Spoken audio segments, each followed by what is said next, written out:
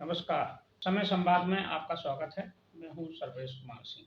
देश और दुनिया में भगवान कृष्ण के संदेशों का और उपदेशों का प्रचार करने के लिए और भगवान कृष्ण की भक्ति में लीन लोगों की एक संस्था है इस्कॉन। इसका पूरा नाम है international society for Krishna consciousness. बहुत प्रसिद्ध संस्था है।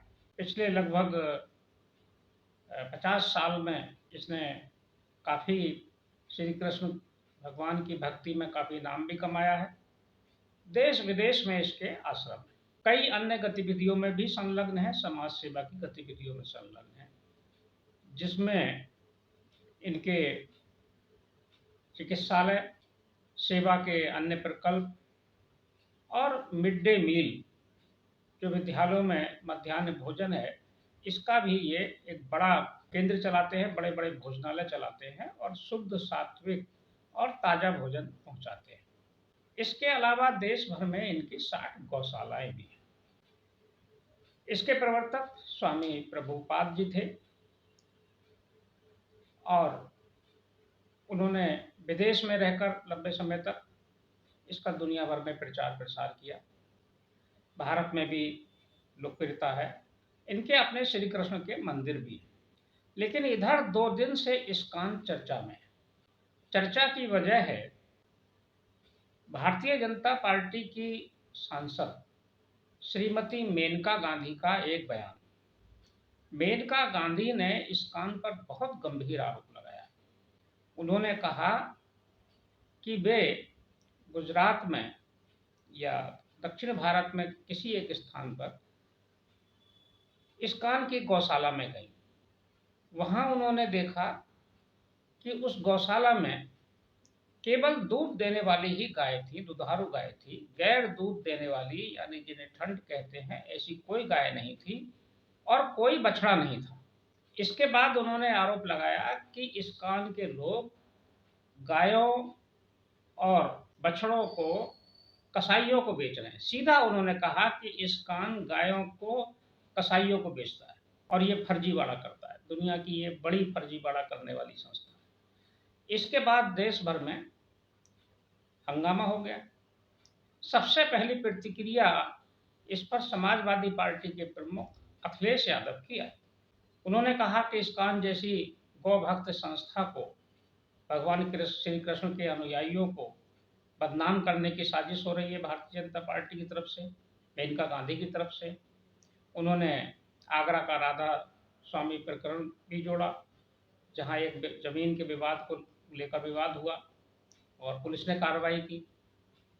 इसके बाद इस्कॉन अपना स्पष्टीकरण देने के लिए सामने आया और इस्कॉन ने कहा कि वो देश भर में बहुत सारे प्रकल्प चलाते हैं, गौशालाएं चलाते हैं, गायों की सेवा करते हैं।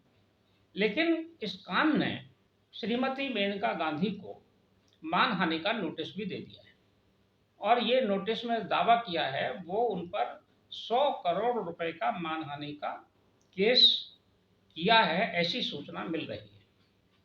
अभी ये रिपोर्ट मीडिया में है, कितनी सत्यता है ये भी अभी पता चल जाएगा। लेकिन अब मीडिया में चूंकि रिपोर्ट आई है 100 करोड़ का केस करने की, तो हो सकता है ये संभवतः सही ही होगी। लेकिन सवाल बहुत गंभीर है। इस्कॉन जैसी स्वच्छ छवि की संस्था और अंतर्राष्ट्रीय स्तर की संस्था भगवान कृष्ण के प्रचार प्रसार के लिए उनके संत जो है वो बहुत प्रचार करते हैं, बहुत परिश्रम भी करते हैं, अपना गाते बजाते हैं, ढोलक बजाते हैं, कीर्तन करते हैं, यात्राएं निकालते हैं, मंदिरों का संचालन करते हैं, साहित्य छापते हैं। भगवान कृष्ण पर बहुत सारा साहित्य छापा है, गीता प्रकाशित की है और सेवा भाव में भी लगे। लेकिन आरोप जो लगा है ये भी बहुत गंभीर है। इस्कॉन की जैसी संस्था से ये उम्मीद नहीं की जा सकती कि वो ऐसा काम करेगी।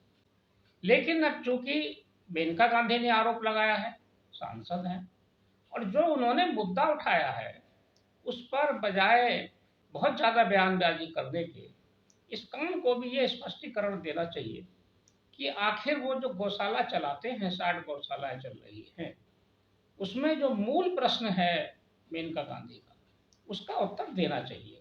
बता दें उनको कि वो जो गाय दूध नहीं देती हैं और बूढ़ी हो जाती हैं, या जो गाय दुधारू नहीं रहती हैं, ऐसी गाय क्या उनके पास रखने के कोई प्रबंध है, और वो कहाँ रखते हैं? अगर नहीं रखते हैं तो उसको किस तरह से उनकी व्यवस्था करते हैं? क्या वो किसानों को दे देते हैं? तो बताएं कि हम किसानों को दे देते हैं। या जो बछड़े होते हैं, उन बछड़ों का क्या करते हैं? ये बात तो सही है कि बछिया और बछड़े दोनों होते हैं, तो बछड़े कहाँ जाते हैं? मेनका गांधी का ये भी सवाल है कि बछड़े नहीं थे, एक भी बछड़ा नहीं था, कहाँ गए, क्या किया? अब किसान तो कोई लेगा नहीं, क्योंकि अब हल तो बैल हल में चलता नहीं, अब तो बहुत कम चलता है, और उसको ऐसे कोई पालेगा नहीं। अब तो किसानों के घर में भी जो गाय हैं, तमाम किसान बछड़ों को छोड़ देती हैं। ये जो आवारा पशुओं का जो एक समस्या उत्तर प्रदेश में देखने को मिल रही है, दूसरे राज्यों में भी है, वो वही हैं जो किसान छोड़ देते हैं। तो इसका भी प्रश्न का उत्तर उस कान को देना तो चाहिए। अब मेनका गांधी ने सवाल उठाया है, ये बात अलग है कि मेनका गांधी निशाने पर है, लेकिन सवाल जायज है। इस सवाल का उत्तर केवल इस काम को ही नहीं, जो अन्य गौशाला चलाने वाली संस्थाएं हैं, उनको भी अपना इस तरह के सवालों के प्रति सचेत रहना चाहिए, और उत्तर उनके पास भी होना चाहिए। क्या करते हैं आखिर? केवल दूध देने वाली गाय ही क्यों? अगर गौशाला चलानी है तो जो गाय दूध नहीं दे रही है, जो गाय वृद्ध हो गई है, गौ सेवा का मतलब तो ये है कि हर गाय की सेवा। और जो नर गाय वो है, जो बछड़े हैं, उनका क्या करते हैं? ये सवाल महत्वपूर्ण है, लेकिन बहुत गंभीर है। दुनिया भर में इसकी चर्चा है। इस कान की छवि के विपरीत है। इस कान जैसी संस्था से ये उम्मीद तो नहीं है कि वो ऐसा कुछ करेगी कि कसाईयों को गाय बेच दे। ये संभव नहीं लगता है।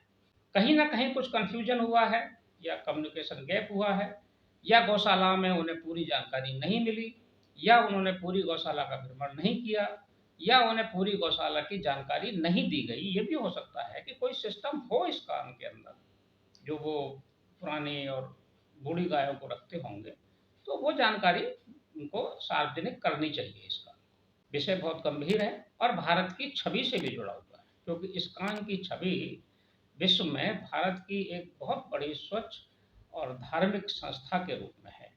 इस कान की छवि भी बचनी चाहिए। समय संवाद में आज बस इतना ही। कल फिर मिलेंगे किसी एक खास विषय के साथ। तब तक के लिए मैं सर्वेश कुमार सिंह आपसे विदा लेता हूँ। नमस्कार।